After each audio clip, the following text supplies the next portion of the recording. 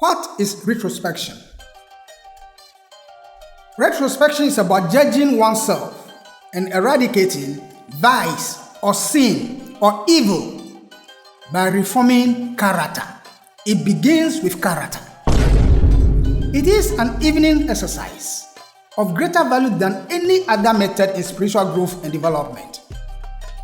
It has such a far-reaching effect that it enables the individual to learn now not only the lessons of this life, but lessons ordinarily reserved for future lives.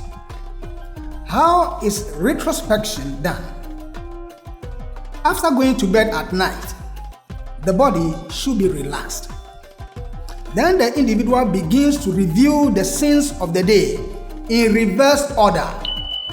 The key word here is reverse order, starting with the events of the evening, then the occurrences of the afternoon, of the forenoon, and the morning. You should endeavor to picture to yourself each scene as faithfully as possible. Seek to reproduce before your mind's eye all that took place in each pictured scene with one single purpose: judging your actions, whether good or bad. Ascertaining whether your words conveyed the meaning you intended or you gave a false impression. Whether you overstated or understated in relating experiences to others. You should review your moral attitude in relation to each of the sins.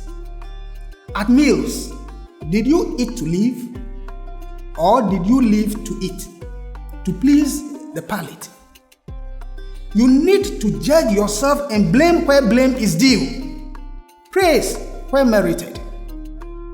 Be remorseful and try to feel the pain of wrongdoing.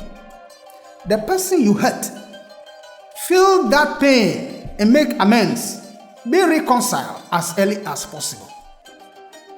Praise yourself and try to feel the joy for the good deeds done in the day. So you do not only judge yourself for the bad things that you have done and feel remorseful for that, you also look at the good things that you have done during the day and praise yourself during retrospection. What are the benefits of retrospection? In the first place, we perform the work of restoration of bodily harmony consciously and in a shorter time than the desired body can do during sleep. And we are going to explain it. Leaving a larger portion of the night for outside work than otherwise possible. Now this is the explanation where we are saying that we restore harmony to the body faster when we do retrospection. In waking hours, the physical atoms are energized by the etheric atoms. And that is how it is for all of us, so that we can do all the things that we do. But there comes a time that the body becomes sluggish and does not respond to the needs of the spirit in a timely manner. The energy level of the etheric atoms is low. Hence, the spirit withdraws from the body in a state we call sleep.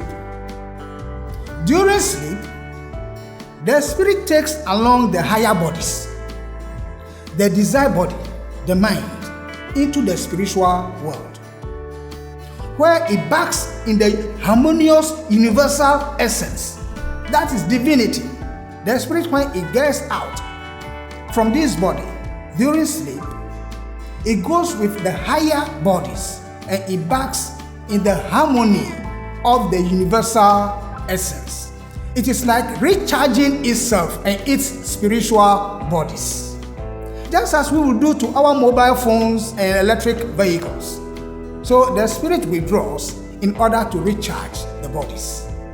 Then the rejuvenated desired body in turn recharges the etheric atoms, which also re-energizes the physical atoms to restore the energy level of the body for our next activities when we wake up. That is how we are re-energized when we sleep. A fully charged body is very refreshed. on waking up. That is why sleep is very important.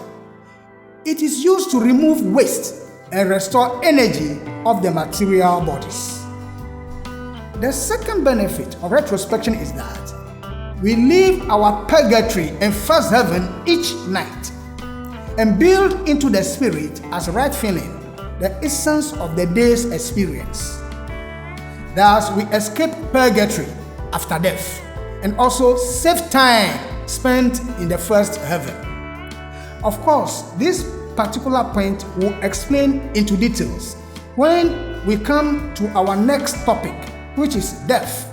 What happens before, during, and after? The last benefits, but not the least, of retrospection is having extracted day by day the essence of experiences which makes for soul growth and having built them into the spirit, we are actually living an attitude of mind and developing along lines that will ordinarily have been reserved for future lives. So we are living them now when we do retrospection and reform ourselves. Regarding the renewal of the mind, we read from Romans chapter 12, verse 2. And be not conformed to this world, but be ye transformed by the renewing of your mind, that ye may prove what is that good and acceptable and perfect will of God. Retrospection supports the renewal of our mind, since we become more observant and alert in our daily activities. So, by the faithful performance of this exercise, we expunge undesirable occurrences from our subconscious memory, so that our sins are blotted out. The sinful records that are in the seed atom in the heart are deleted. Our aura commences to shine with spiritual gold, extracted from the experiences of each day, and as such, we attract the attention of higher beings and holy people who have walked this sacred path before. Having talked about retrospection, let us now look at concentration. What is concentration? Filling up every space, no privacy. And silently, it could build and build until you finally see. Whoa, it's taking over, damn no closure, moving closer. No exposure, I just wanna be a loner. Some can't stay sober, looking over all this.